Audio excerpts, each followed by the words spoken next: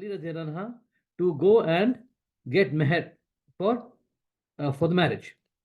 So he didn't have meher. So what he said was, go sell your armor. तो उनका armour था उनके पास, तो बोले take the armour to the market, sell the armour, bring the money, and then वो money दे के मैरी फातिमा रजी अल्लाह। तो अली रजी अल्लाह goes to the market and looks to sell his armour, and who he meets Usman bin Afnan. बोलते कि व्हाट्स हैपनिंग, क्या हो रहा है यहाँ पे? तो Ali says, I am here to sell my armour to get the mehr to marry Fatima. So he says, okay, I'll buy it off you. So he buys it off. He gives dirham, the dinar hai. He gives it to Ali. He takes the armor from Ali and gives the armor back to Ali as a gift.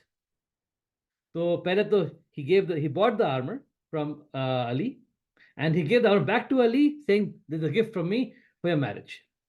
So Ali radhiyallahu anha takes the money and he goes and gives it to Fatima radhiyallahu anha, and they get married in this way. Now, this again, I'll come back to Surah Qasas, jahan pe Musa alayhi salam was given the option to marry one of the daughters of the gentleman जो बूढ़े थे. तो हुआ ये कि, and this is in Surah Qasas, कि after the जो when he murdered the Egyptian, he ran away. He came to a place called Madian, jahan pe he saw these two ladies, standing at a corner, waiting with buckets in their hand. So he asked them politely, "Ke bhai, what's happening? Kya kar rahe aap dono?" So they said, "We are waiting for the men, jo aadmiyan hai well ke paas, for them to leave, taki we can go and fetch water." So yahin pe you see, number one, the shame that these two women had. So they didn't want to go near men, so they were staying away, right? By the way, this is a time when he wasn't the prophet yet. He was only a man, just a normal man. So he said, "Let me go help you." So he takes the buckets and he goes, gets the water, and he brings it to them. He says, "They're heavy. Let me carry them for you. Aap log walk karo." So they start walking. So before and as soon as they start walking, he says, wait. Let me go ahead of you. Right? So yahin pe point noted is he didn't want to walk behind them. He wanted to walk ahead of them. And he said, "Don't talk. Just guide me through pebbles. If I'm going in the wrong direction, just throw a pebble at me so I know I can change directions." So isi tarah kar karke he reached the house of those two ladies. Wahan pe he gave the water. Then the narration goes that the father asked what happened. They said, "The gentleman helped us. He's a very strong man. He was very kind to us, very respectful to us." The father really liked that, and he asked the daughters, okay, "Would you be interested in marrying this man?" So again, पहला thing ये है कि बेटी की रजामंदी is very important in Islam, and through all these narrations we see that. So she said, okay, and then he goes and tells him, to whom? To Musa alayhi salam, will you marry my daughter, right? But with a condition that you have to serve me for 8 to 10 years, right? So yahan pe the father-in-law puts a condition on Musa alayhi salam. He has to serve him for 10 years, and then he can marry her. So he agrees, and he serves them for 10 years, after which he leaves with the wife, and they go to the mountain jahan pe unko first Allah se baat hui thi and all that. So again, you see how there is nothing wrong if the father-in-law or the wife puts a condition or a thing on the groom. Nothing wrong. It's totally allowed in Islam. And again, these are all examples for us to follow, because a lot of times we are following what we see in our Indian subcontinent, जो Hinduism से काफी चीजें लिए हैं. Islam is much more stronger from that perspective, right? So now let's come back to the story of Fatima radhiyallahu anha. And even after marriage, he continued supporting her, but did not interfere in their life. Another narration जो यहाँ पे है ये हुआ कि एक बार he's in the mosque, he sees Ali रज़ी अल्लाह अन्हा sleeping on the floor at night. So he assumed he figured there's a fight between husband and wife. But what he does here is amazingly beautiful. He goes, he cleans off the dirt of Ali Razia Anha's face and just lets him sleep there. He does not interfere. He does not do anything. He walks away. So यहाँ पे first he shows the love that he had for his son-in-law as well as his cousin. At the same time, he did not say anything until they did not come and tell him what's happening. Then the narration continues to say this, okay, when she was sick and she could not do work, our Prophet ﷺ appointed a slave to help her in the household chores. And Ali Radhiyallahu anha did not object. Right? So again, having a pious husband is equally important.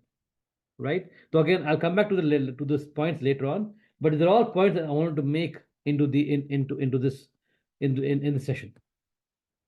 So now this may be a little off topic, but I had to bring this topic up. The last moments of baby Aisha. Not only you see the power of a wife in her, but also the power of a woman who has shame, right?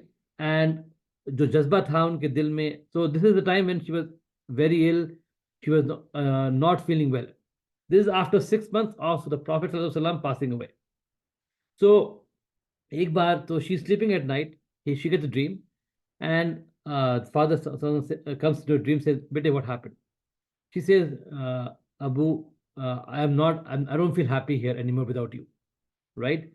I want to come back to you. I want to come to you, right? I am happy, जो भी है life में, I'm not happy without you not being in my life. I'm not happy anymore. So she says, okay, tomorrow you'll join me.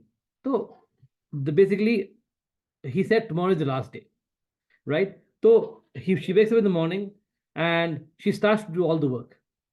Now she knows that evening she's going to go away to back to Allah, and now she's trying to make sure that before she goes, she gets everything ready for the husband, Ali Radhiyallahu anha.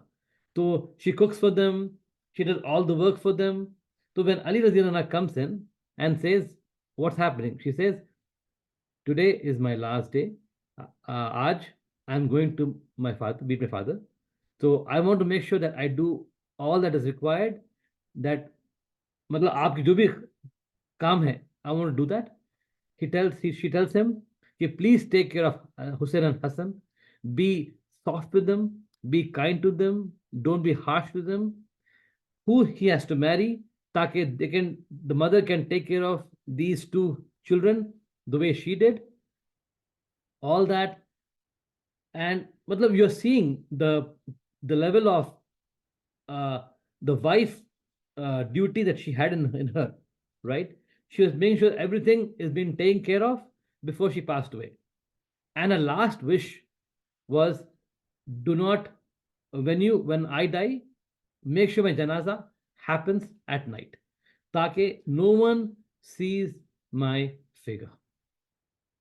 Right? That is the shame that she had in her. तो उनकी शर्म इतनी थी कि she didn't want anybody to even see her kafan. So रात में she said, मेरी जनाजा करो. So she passed away. She took a shower. She told उनकी slave थी, Asma was a slave. I think that was the name. And she said, don't disturb me right now. She got ready. She went to her prayer mat where she prays namaz, and she prayed her namaz, and she passed away in that moment. So she is the one. So हमारे पास, once the wife passes away, the husband is no longer mehram for her, right? But yeah, this case में Ali Radhiyallahu anha was the one who gave ghusl to Aisha, to Fatima, and buried her. There was a lovely poem actually that goes around, but again, I don't have the right now on me. But it's an amazing love that Ali Raziallahu anha had for Bibi Fatima because of the perfect wife that she had proven to be. Right now, how does a daughter become a good wife? Right, that is what it's all about. It's about how the parents give the right treatment, the right parvarish to the daughter and to the son. Surah Ash-Shura mein, ayat number 49-50 mein, it says, to Allah belongs the dominion of the heavens and the earth. He creates what he wills. He gives to whom he wills female children, and he gives to whom he wills male children. Or he makes them both males and females, and he renders whom he wills barren. Indeed, he is knowing and competent. So scholars say this is to hearten daughters and encourage kindness towards them. So what scholars say is the reason that he mentioned Allah mentioned daughters first is because we have to show further kindness to our daughters, because we always tend to show the importance to our sons. So daughters need to be given need to give equal importance in Islam.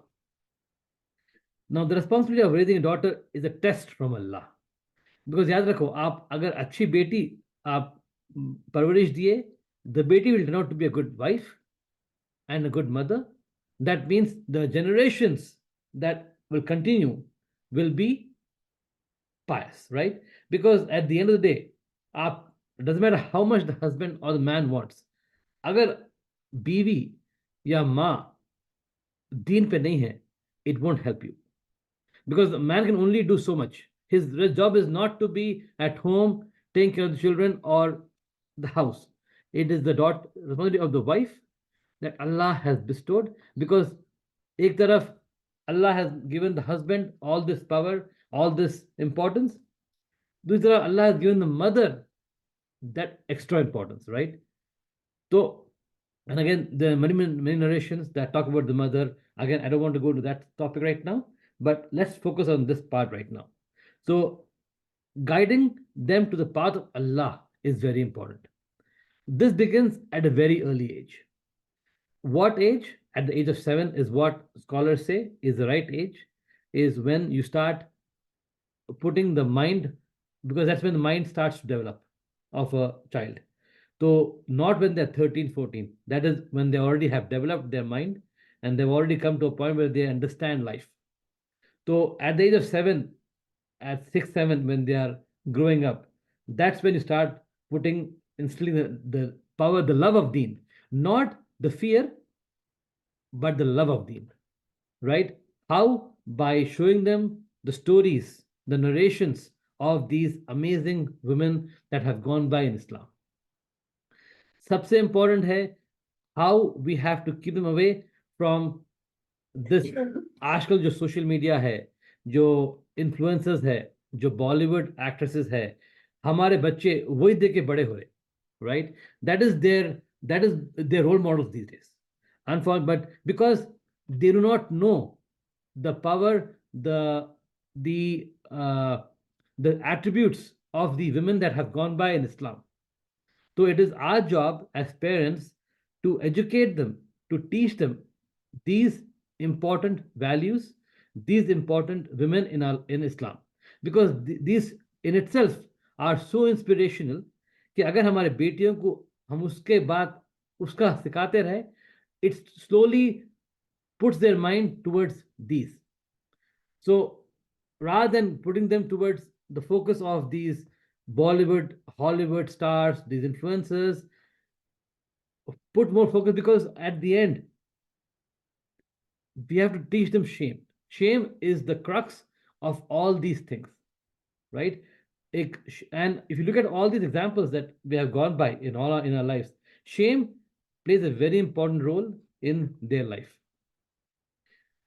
How to be a good woman, right? inspiration through the life of these pious women. So Bibi Khatija, Bibi Fatima, Bibi Aisha, Bibi Asiya, the wife of Pharaoh herself. She herself is an amazing example.